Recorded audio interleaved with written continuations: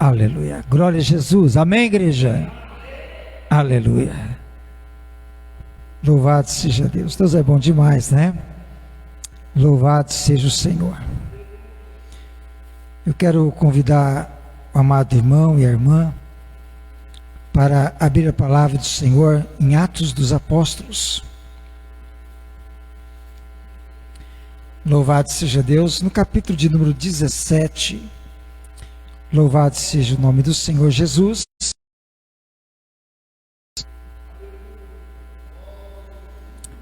Glória a Jesus Cristo. Aleluia. Louvado seja o Senhor. Vamos ler o versículo 30. Amém. Glória a Jesus Cristo. Atos 17, versículo 30. Nos diz a palavra de Deus. Ora, não levou Deus em conta os tempos da ignorância. Agora, porém, notifica aos homens que todos, em toda parte, se arrependam. Amém? Glória a Jesus. Pode sentar adorando, exaltando ao nome santo e eterno do nosso Senhor Jesus. Aleluia. Glória a Jesus. O tema desta nossa reflexão nesta noite, querido, é tempos da ignorância. Arrependam-se. Amém? Louvado seja o nome do Senhor.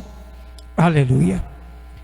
Amados irmãos, falar sobre arrependimento é um dos temas que eu aprecio muito, né? Falar sobre arrependimento. Amém? Aleluia. Então eu já preguei aqui muitas vezes falando sobre arrependimento. Louvado seja o nome do Senhor. Mas Deus, Ele me guiou pelo seu Espírito nesta palavra para nós falar mais uma vez sobre arrependimento. Amém? Louvado seja o nome do Senhor. Mesmo porque a minha vida, mesmo porque a vida de cada um dos amados irmãos que estão aqui nesta noite, amém, deste ministério, é fruto de arrependimento. Amém? Se nós estamos aqui celebrando com alegria o Senhor, se nós estamos aqui ouvindo a sua mensagem agora, aleluia, sendo abençoado pela palavra de Deus, é fruto de arrependimento. Louvado seja o nome do Senhor. Amém, igreja? Glória a Deus. Aleluia. Amados, o chamado de Deus para o arrependimento, ele significa afastar-se, separar-se, né? Deixar o pecado, deixar a desobediência, é deixar a rebeldia. Quando alguém se rende, quando alguém se arrepende, é sinal de que ele está se voltando para Deus. É sinal que ele está, aleluia, deixando de lado aquilo que o afasta de Deus. Porque na dureza de coração do homem existe falta de conhecimento de Deus. A falta de conhecimento de Deus está aliada à cegueira espiritual. E isto impossibilita o homem de enxergar a sua verdadeira necessidade. Quando homem, mulher ou mulher estão cegos espiritualmente, sem ter a possibilidade de se arrepender dos seus pecados e ter uma vida com Deus, estão cegos espiritualmente, não conseguem enxergar, não conseguem ver uma realidade espiritual que está bem diante dos seus olhos. Mas quem não tem clareza espiritual, queridos, não vai enxergar. Amém? Você está me entendendo esta noite? Quando nós olhamos para a palavra do Senhor em Lucas, capítulo 5, versículos 31 e 32, Jesus diz que são os enfermos que precisam de médico, não são os sãos. Amém? E da mesma forma, assim também, ele chama os pecadores ao arrependimento. Aleluia. Então veja, queridos, que o Senhor Jesus está dizendo que aquele que está espiritualmente enfermo, ele precisa ser curado. É por isso que no chamado de Cristo, ele chama pecadores para o arrependimento, porque não são os justos, os que já foram justificados, os que já estão diante da presença de Deus, santificados, mas eles chamam os pecadores, para que eles também possam ser justificados, santificados por Ele. Amém? Aleluia. E quando se opera o arrependimento na vida de alguém, gera um quebrantamento, gera uma contrição espiritual, queridos, porque isto ele vai trazer uma mudança de atitude. Quando o arrependimento ele faz parte, ou ele acontece na vida de alguém, isso acontece, um quebrantamento toma conta da sua alma, do seu coração, o seu espírito, ele fica propenso a se entregar a Deus, a buscar ao Senhor. Então ele já imediatamente ele deseja mudança, ele quer uma mudança de direção, ele quer uma mudança de caminho, porque o quebrantamento é isto, o arrependimento é isto, é mudança de caminho, de direção, é voltar-se ao contrário, para o lado oposto. Está indo na direção errada, ele faz meia volta e volta-se para o caminho correto, para o caminho da bênção, para o caminho da vitória, para o caminho da vida, porque houve um quebrantamento espiritual. O arrependimento gera isto. Louvado seja o nome do Senhor. É voltar-se totalmente ao contrário. Amém? Aleluia. Então, como eu já disse, o verdadeiro arrependimento abre a visão espiritual, leva o homem a um nível de entendimento, de compreensão, de conhecimento e principalmente de relacionamento com Deus e com a sua palavra.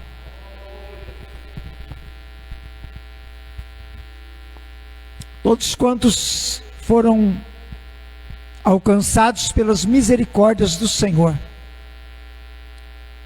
como eu disse no princípio, o fato de eu estar aqui, de você estar aqui, é porque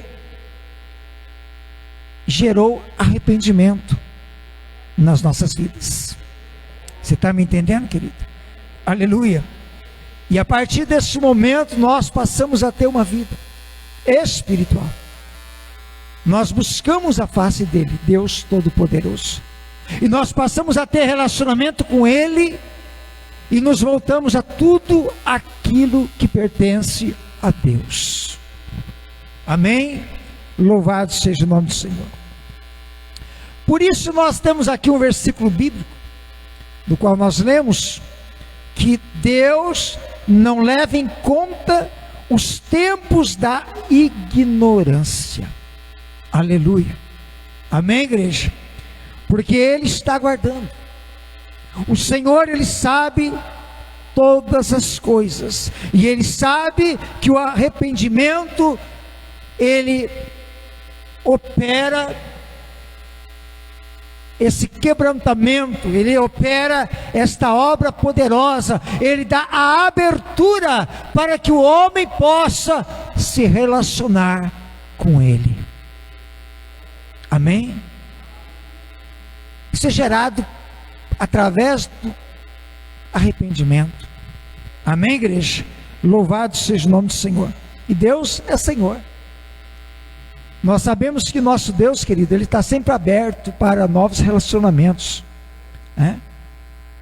Ninguém há de chegar na presença do Senhor, na casa de Deus, e ser desprezado, ser lançado fora, né?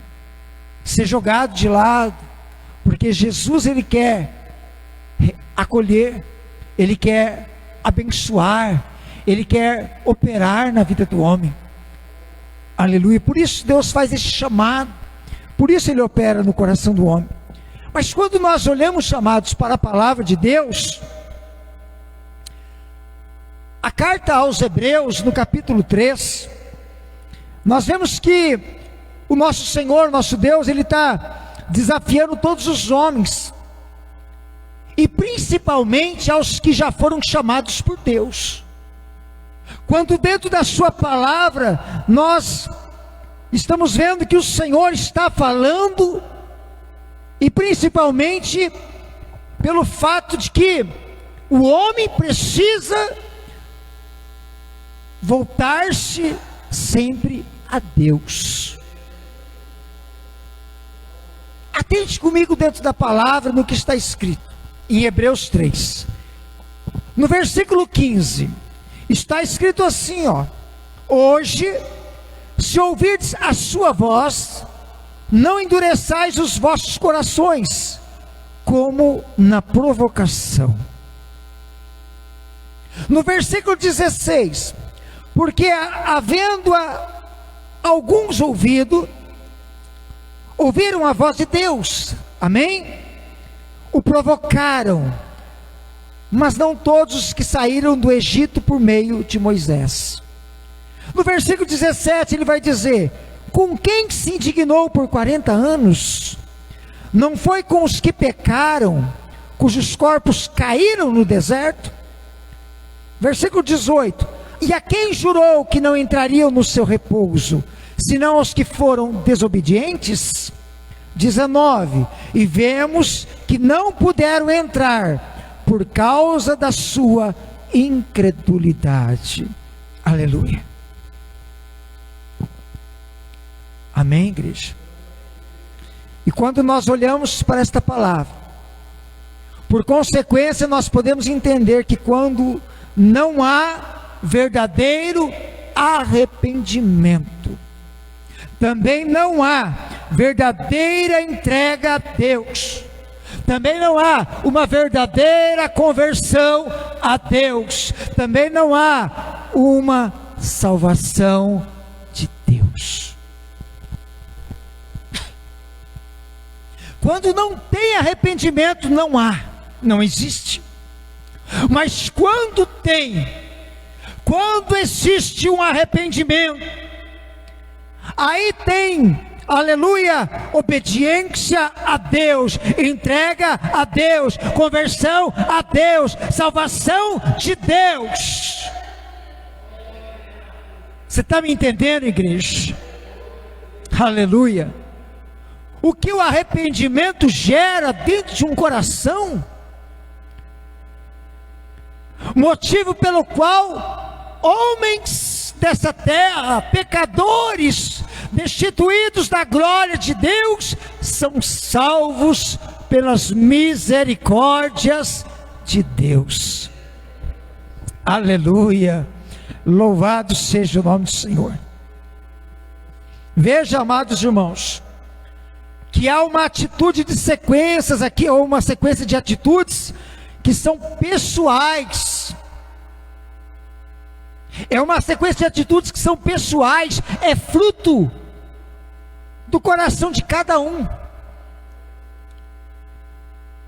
Isto não é algo para atingir coletivamente, porque cada um é tocado individualmente, e cada um tem o pleno livre-arbítrio para decidir-se de sim ou não.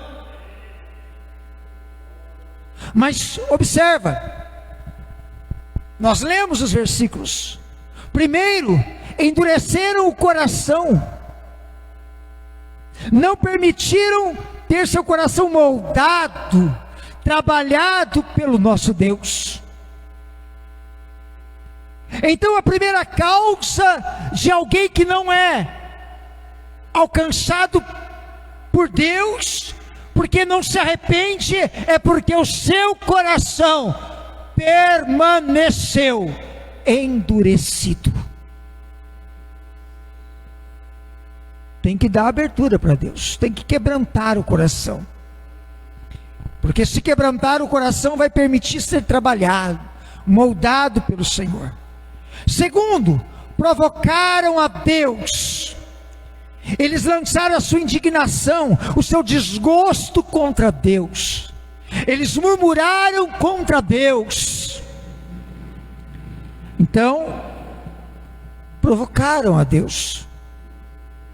Essa é uma das realidades, porque muitos, ao invés de se quebrantar diante de Deus, provoca o próprio Deus, com as suas atitudes, com as suas imoralidades, como que quisessem ferir o coração de Deus, machucá-lo a todo custo, porque talvez alguma coisa lhes sucedeu, e por conta disso, vamos provocar Deus. Amém? Terceiro, pecaram contra Deus. Enquanto caminhavam com Deus, voltaram-se para adorar deuses pagãos. Olha que esse texto sagrado que Hebreus 3 está fazendo menção, é daquele episódio de Meribá, da contenda das águas, quando Moisés estava com o povo. Foi lá que houve a contenda, foi lá o episódio desta situação. Então, veja bem, queridos, então, eles pecaram contra Deus, porque quando eles caminhavam com Deus, eles mesmo andando com Deus, sendo abençoados por Deus, tendo a direção de Deus para caminhar no deserto, eles se voltaram a deuses pagãos, pecaram contra Deus. Quarto, foram desobedientes a Deus, não tiveram disposição de obedecer à voz de Deus, não tiveram disposição de obedecer a instrução, a lei de Deus, porque a desobediência a Deus não significa só o fato de não fazer o que Deus manda, mas a gente olha que eles não tiveram nenhuma disposição de ouvir a Deus, porque se Deus está falando para que obedecessem a sua instrução, eles deveriam obedecer a Deus. Você está me entendendo, querido? Amém? Era para obedecer a Deus. Agora, quando não existe disposição para isto, Deus pode falar, Deus pode usar, não tem disposição para obedecer. Era algo que poderia ser simples. Se Deus falou, está falado, eu obedeço, mas eu não tenho disposição para obedecer. Então não é só o fato de não obedecer, é o fato de não me dispor para obedecer. Eu sei que eu deveria, mas eu não quero obedecer. Eu sei que eu deveria, mas eu não vou obedecer. E eles estavam assim, rebeldes à vontade, à instrução, à palavra do próprio Deus. 5. Foram totalmente incrédulos. Não acreditaram que chegariam ao lugar prometido de descanso.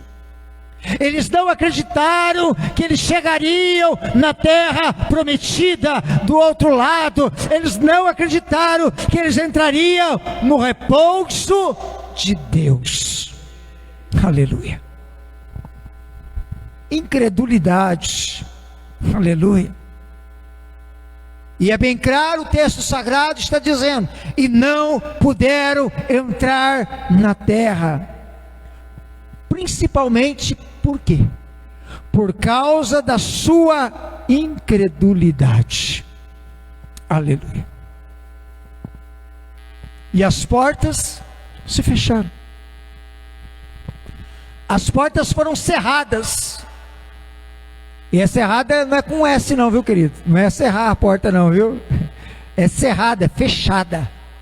Com C. Foram cerradas, fechadas. Daquela geração, 2 entraram, viram a promessa: Josué e Caleb. Aleluia. Mas toda uma geração caiu no deserto por causa da sua incredulidade. Aleluia. Você está me entendendo nesta noite? Quem está crendo na palavra, diga glória a Deus. Oh, aleluia.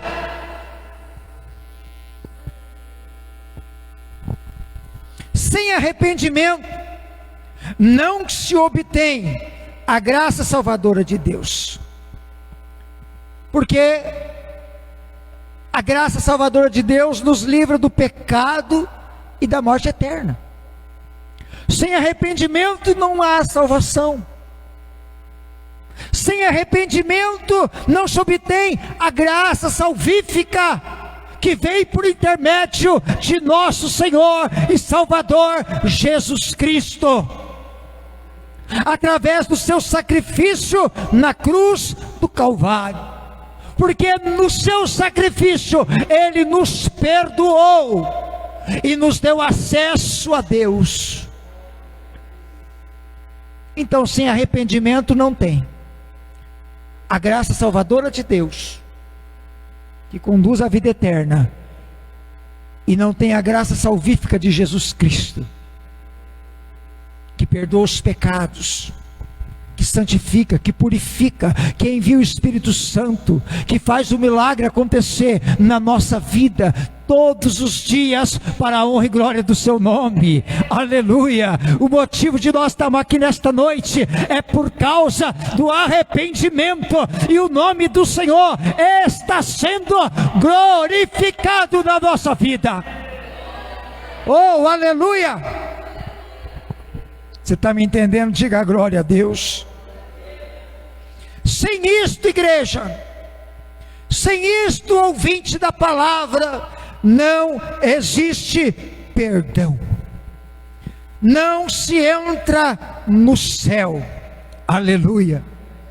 Sem o arrependimento não tem perdão, não entra no céu. Quando nós olhamos para a palavra de Deus, observe o que está escrito na palavra. Romanos 2, versículo 4, nos diz assim: é a própria benignidade de Deus que conduz o homem ao arrependimento. E o homem tem a capacidade de ignorar e desprezar as riquezas da benignidade, paciência e longanimidade de Deus. Romanos 2, 4. Amém? Olha, está escrito assim, na íntegra: ou desprezas a riqueza da sua bondade e tolerância e longanimidade, ignorando que a bondade de Deus é que te conduz ao arrependimento? O que é que leva o homem ao arrependimento? A bondade de Deus, a benignidade de Deus. Aleluia. É por conta, queridos, do seu amor, é por conta do amor de Deus, a bondade de Deus, que Deus retém o seu juízo. dando tempo às pessoas para que abandonem o pecado, para que elas se arrependam. Você está entendendo? A bondade de Deus, a benignidade de Deus, o amor de Deus é que conduz o homem ao arrependimento. Porque se não fosse a bondade de Deus, querido, o homem está no pecado, que nem eu estive um dia. Pensa, Jesus podia falar, vai para o inferno, eu ia. Já estava lá, queimando, sendo comido por bicho, não é? É verdade. Era só Jesus mandar para o inferno. Mas a bondade dele é assim, ele dá tempo, ele é longânimo, ele espera, ele está dando tempo, e ele vai esperando, e ele vai esperando, e ele vai esperando, até a limitação que é de Deus, que nós não conhecemos, até que ponto, até quando, mas chega a hora, não tem jeito não, a minha bondade se estendeu, o meu amor se manifestou, a minha glória até chegou lá, mas rejeitou, não quis a minha bondade, não quis se arrepender. Você está entendendo, igreja? Porque o arrependimento envolve a decisão de abandonar o pecado e desejar a salvação do nosso Deus. O arrependimento é isso, ele envolve isso, abandonar o pecado, o erro, e receber a Jesus como Senhor e Salvador, receber a salvação de Deus, né? Ter esse desejo no coração pela salvação de Deus. O arrependimento também envolve a decisão da mudança de senhorio. Amém? Aí você fala assim, mas pastor, o que é isso aí? O que é isso, pastor? Porque o arrependimento, ele envolve na decisão da mudança de senhorio. Porque a pergunta que nós podemos fazer ao homem, a todos, a nós aqui nesta noite, é: quem é o teu Senhor?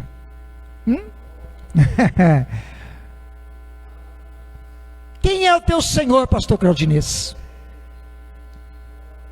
Certamente o pastor me dirá: é o Deus Todo-Poderoso e o nosso Senhor Salvador Jesus Cristo. Quem é o teu Senhor, irmã Donária? É o Salvador Jesus Cristo, é o Deus Jeová, aleluia. Quem é o teu Senhor? Para a igreja que está aqui é fácil, amém? A quem você pertence?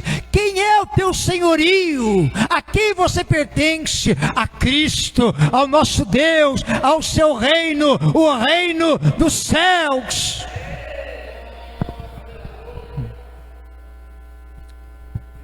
A quem? A Jesus? Ao reino dos céus? Agora, essa pergunta é direcionada a todos, ao mundo lá fora, a muitos da nossa família. Vamos excluir ninguém, né? Quem é o teu Senhor? É Cristo e o seu reino? Ou é Satanás e as trevas?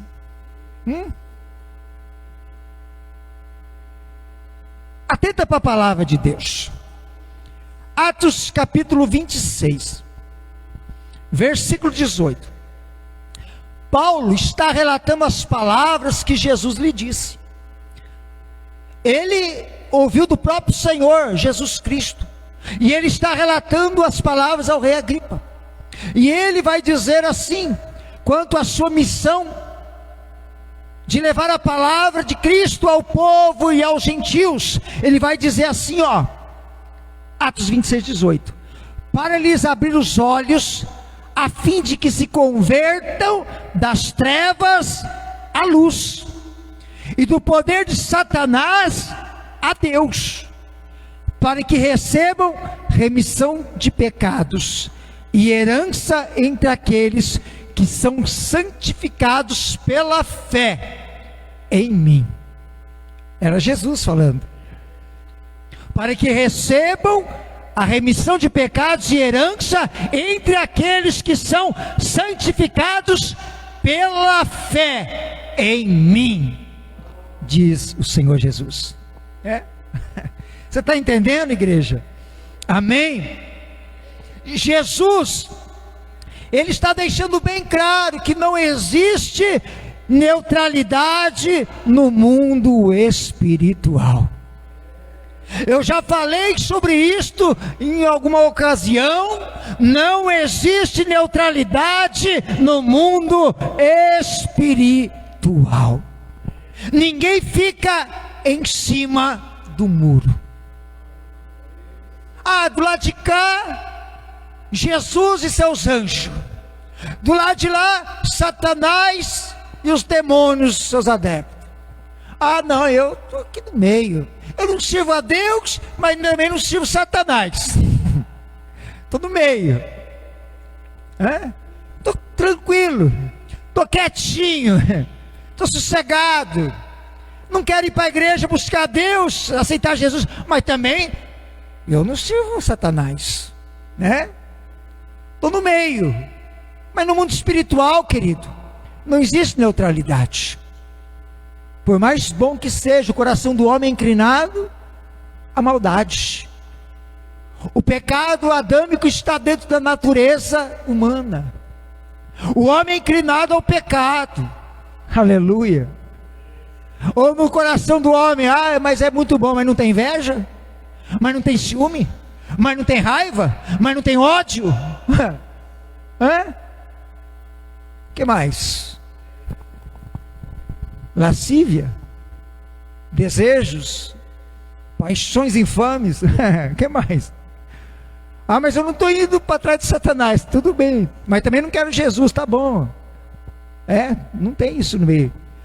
No mundo espiritual não existe neutralidade. Ninguém fica em cima do muro. Ou está servindo a Deus, ao Senhor Jesus, ou, escute-me, involuntariamente, amém? Involuntariamente, mesmo sem declarar. Ninguém vai dizer, a menos que seja, a um adepto, das religiões que hoje tem. Você sabe que o satanismo é uma religião, querido. Então, se o adepto do satanismo, ele é declarado que ele é seguidor, ele vai seguir, e ele vai declarar, a menos que ele seja um declarado, de que ele é. Mas ninguém vai dizer, eu não sirvo a Deus, mas eu também não sirvo. Ninguém vai declarar que serve do outro lado. Você está entendendo? Mas involuntariamente não existe meio termo. Ou nós estamos na presença de Jesus Cristo e servimos a Ele, ou mesmo sem desejar, mesmo sem querer, mesmo que nós estamos negando o inimigo, o adversário, nós negamos ele, mas vai estar servindo ao seu senhorio, vai estar servindo a Satanás e ao diabo. Porque se Jesus voltasse hoje, aí eu estou aqui no meio do campo, não quero Jesus, não quero aceitar, não quero obedecer, mas também não tem nada com o diabo. Aí Jesus vem buscar a sua igreja. Quem é que vai estar com Deus? Quem é de Jesus. E os demais, é dele? Não, eu não posso levar. Não pode, porque é de quem? Você está entendendo, irmão? É involuntário. Não precisa aceitá-lo e nem negá-lo. Pode aceitar ou negar, não faz diferença nenhuma. Ele vai dizer, já é meu. Já é meu, ele vai dizer isso. Evangelista, ou não é? É realidade. Pastor Luciano não está falando heresia.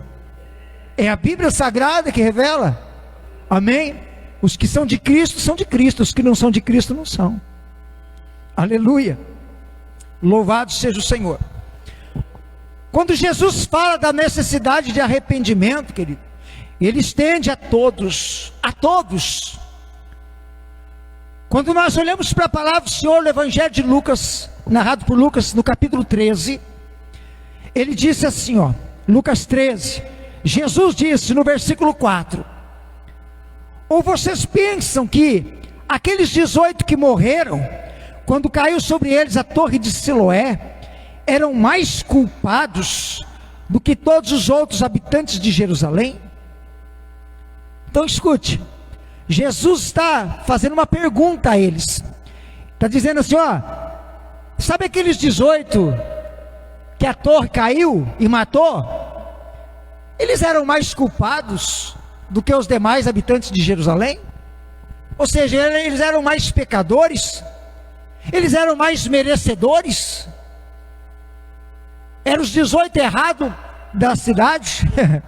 Eram os 18 escolhidos para o inferno? Não, Jesus não é isso que ele está dizendo, porque ele está dizendo, e ele vai afirmar isso no versículo 5, dizendo assim, ó, eu lhes digo que não. Ele afirmou dizendo, eu lhes digo que não, mas se não se arrependerem, todos vocês também perecerão. Aleluia. Jesus enquadrou todo mundo, pastor Claudinês, porque ele está dizendo, aqueles 18, você acha que eles mereciam mais que vocês? Era mais pecador, por isso que eles morreram? Não. Se vocês não se arrepender, é a mesma coisa. Vocês merecem também. É a mesma coisa, se não se arrepender não tem jeito, não tem como, não posso fazer, não posso estender a mão, eu não posso operar, eu não posso abençoar, eu não posso salvar.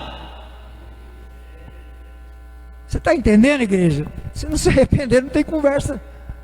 Amados, agora, dias atrás, eu quero encerrar, eu fiz menção da mensagem que está sendo veiculada pela mídia, né? Onde grandes teólogos, né, eles mudaram a sua postura quanto ao arrebatamento da igreja. Amém? Você lembra disso? Quando eu falei isso? O dia que o evangelista Cláudio ministrou a palavra, eu cumprimentei só, não, a palavra dele que ele pregou não precisava de cumprimento nenhum, não é cumprimento da palavra dele.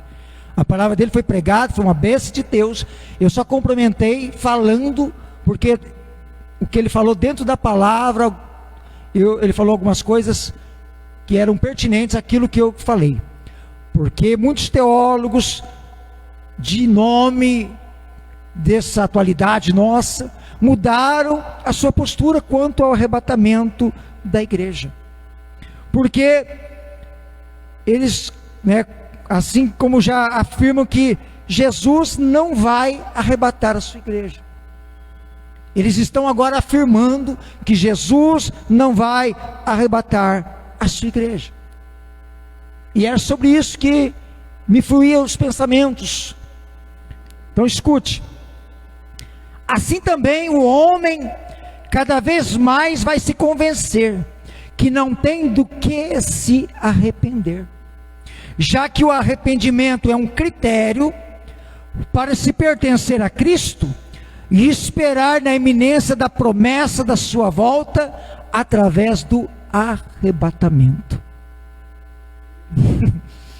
É isso que Deus ministrou no meu coração. Você está entendendo? Porque eu mudo a postura. Eu pregava, Jesus veio arrebatar a igreja. Não, agora tem um entendimento novo. Jesus não vai vir buscar a igreja, ele não vai arrebatar mais a igreja. Tem um versículo aqui que está me declarando isso, aliado com aquele outro versículo também diz isso. E aí, como é que fica? Você está entendendo? Agora, aleluia, escute, se podemos hoje afirmar que é tempo de arrependimento, não é isso que dizem? É tempo de arrependimento. É tempo de se arrepender. Jesus está às portas, arrependa-se. É tempo de viver um arrependimento perante a face de Deus. Está sendo pregado, querido, está sendo declarado. para que as pessoas se arrependam e se voltem a Cristo, né? Aceitem a sua palavra. Aleluia. Agora, e esse mesmo tempo se fez presente em todo o tempo na vida dos homens, desde a proclamação do Evangelho de Cristo, como ele mesmo declarou. Mateus 4,17: arrependei-vos, porque é chegado o reino dos céus. E essa mensagem, a mensagem de Jesus, ela nos é contemporânea. Jesus falou naquele tempo: arrependei-vos, porque vos é chegado o reino dos céus. E hoje, quando essa mensagem, essa palavra é anunciada, é a mesma coisa. Não se está retratando o passado, está dizendo na nossa atualidade: arrependei-vos, porque é chegado o reino dos céus. A igreja já foi arrebatada? Não. Então arrepende, porque vai chegar. É chegado o reino de Deus. Tá aí, ó, tá às portas, vai chegar. Você está entendendo, igreja? Então ela é contemporânea. Agora, também nos é contemporâneo dizer: Deus não leva em conta os tempos da ignorância. Assim como o tema da mensagem: tempos da ignorância. Arrependa-se. Amém? O contexto de Atos 17, que nós estamos aqui fazendo menção, diz respeito à ignorância quanto ao fato de prestarem culto a um falso Deus. Quando nós olhamos para a palavra, do contexto que estava ali, Paulo falando, é por conta de um Deus desconhecido, e por conta de eles não conhecerem o verdadeiro Deus, o único Deus. Então Paulo, ele aproveita a situação ali para anunciar o Deus verdadeiro, o Deus único e verdadeiro, falar do próprio Senhor Salvador Jesus Cristo, louvado seja o nome de Jesus. Esse é o contexto da palavra, queridos, amém? Agora, e os tempos da ignorância também fizeram parte da vida dos homens em todo o tempo da história, e principalmente se estende a este presente de muitas maneiras nos dias de hoje. Então, querido, o tempo da ignorância não foi só lá, é hoje, também é contemporâneo. Os tempos da ignorância, se Deus falou no passado, Ele fala hoje também. Amém? Por isso a palavra do Senhor, ou melhor, vamos dizer assim, primeiro, quando levamos em conta os sinônimos para ignorância, se você pegar o dicionário e ver os sinônimos para ignorância, eu separei algum deles, não se estende só à falta de conhecimento, de conhecer, a falta de saber. A ignorância também pode ser retratada como sendo cegueira, estupidez, desinformação, incompetência, imperícia, ingenuidade, burrice, simplicidade e muito mais. Os dicionários, eles mostram muito mais sinônimos para a palavra ignorância, e é tempos de ignorância, aleluia. E quando a palavra do Senhor em Hebreus 3, 13 e 14 vai dizer: antes exortai-vos uns aos outros todos os dias, durante o tempo que se chama hoje, para que nenhum de vós se endureça pelo engano do pecado, porque nos tornamos participantes de Cristo, se retivermos firmemente o princípio da nossa confiança até ao fim. Aleluia. Então veja bem, ele está dizendo, o escritor de Hebreus dizendo, é durante o tempo que se chama hoje. Hoje é contemporâneo. Ah, mas não foi lá, não foi lá no tempo que ele escreveu a carta aos Hebreus, não, é hoje também. Não se endureça com o engano do pecado. Mas é importante o que ele disse: se retivermos firmemente o princípio da nossa confiança até ao fim. Eu confio na palavra de Deus. Você confia no quê? Na palavra de Deus. E se nós confiamos na palavra de Deus, nós cremos naquilo que Paulo escreveu aos nossos irmãos de Tessalônica. Primeiro aos Tessalonicenses capítulo 4. Aleluia. Eu fiz menção quando preguei sobre arrebatamento da igreja. Vou ler para nós finalizar, que nós já estamos passando. Versículo 15. Nas palavras de Paulo: dizemos-vos, pois, isto pela palavra do Senhor, que nós, os que ficarmos vivos para a vinda do Senhor, de modo algum precederemos os que já dormem. Porque o Senhor mesmo descerá do céu com um grande brado, a voz do arcanjo, ao som da trombeta de Deus, e os que morreram em Cristo ressuscitarão primeiro. Depois nós, os que ficarmos vivos, seremos arrebatados, aleluia, juntamente com eles nas nuvens, ao encontro do Senhor nos ares, e assim estaremos para sempre com o Senhor. Portanto, consolai-vos uns aos outros com estas palavras. Mas agora mudou a postura. Consolai-vos uns aos outros com esta palavra. Agora, pastor, eu não mais vos consolo, viu, com esta palavra. Porque eu não posso vos consolar com esta palavra da vinda de Jesus, do arrebatamento da igreja, porque mudou a postura quanto a isso. Mas o Espírito Santo, usando Paulo, diz: consolem-se uns aos outros com esta palavra, porque ela é atual, contemporânea, é hoje. Jesus veio buscar a sua igreja. Por isso que ele está dizendo: arrependam-se. Arrependam-se. Arrependam-se. Deus não leva em conta os tempos da ignorância. E hoje os homens estão se fazendo de ignorante. Muitos estão mudando a palavra, estão mudando os contextos. Jesus disse que vai arrebatar, a igreja será arrancada com força da terra. É isso que diz a palavra. Arrebatado. Seremos arrebatados, arrancados com força.